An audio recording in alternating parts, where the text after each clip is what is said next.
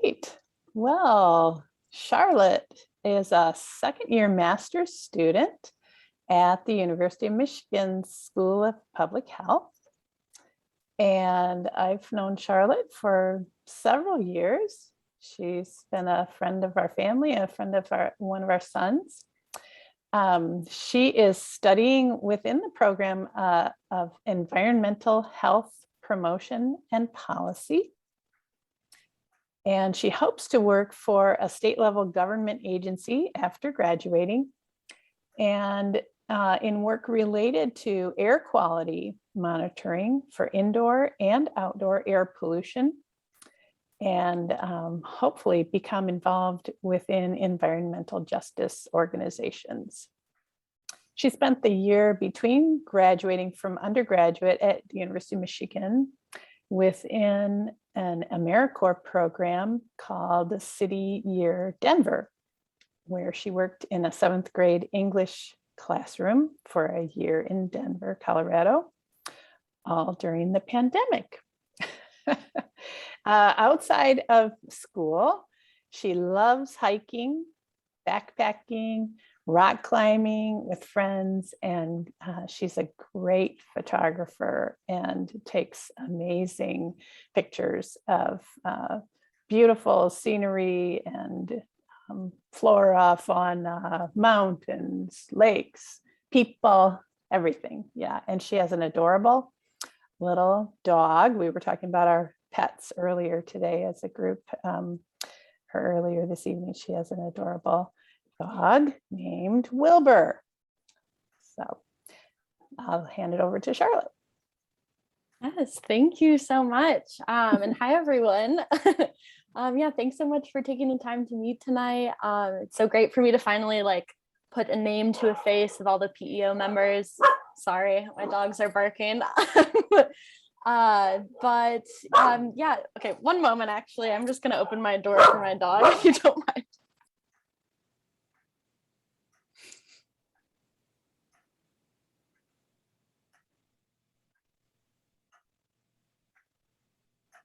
Luckily, I have a roommate that can get the dogs. Sorry about that. But yeah, so my name is Charlotte Reeder. I'm a second-year master's student at U of M School of Public Health. Like Linda said, my program is called Environmental Health Promotion and Policy. So I have the opportunity with this to study both the quantitative and empirical side of health, while also addressing this relevant policies tied to health as well.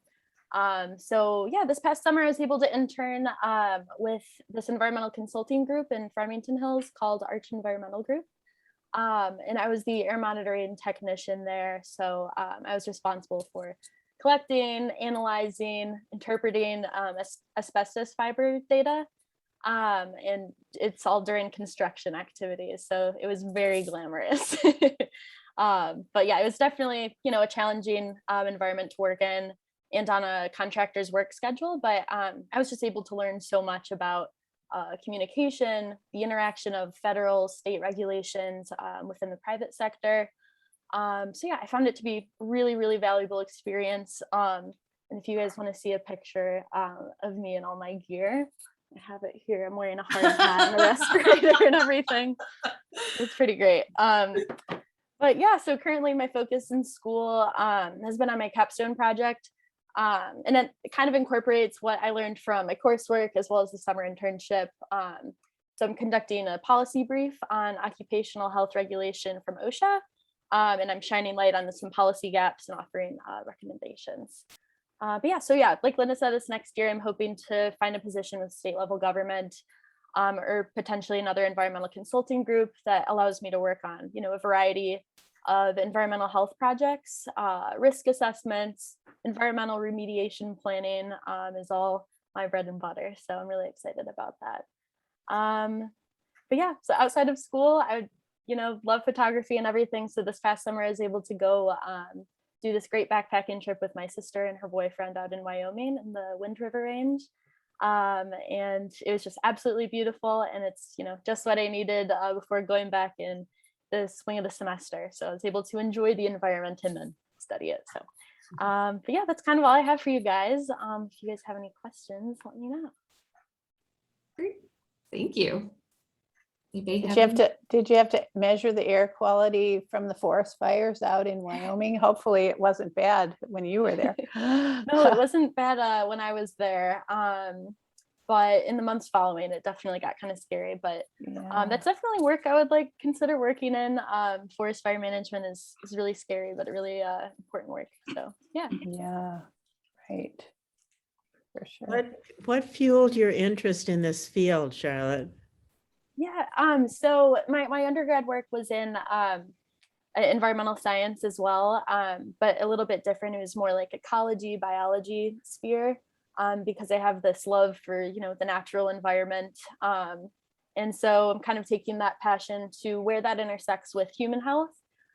So environment, like we interact with our environment, generally every single day. And the interaction is so, so important. And so that kind of fueled it. The crises that we're seeing happen throughout the country, the Flint water crisis, PFAS contamination is becoming a really big issue. So that's kind of what's fueling it. Is I'm seeing a lot of injustice happening, and it's just really important work to be able to study and learn more about right now.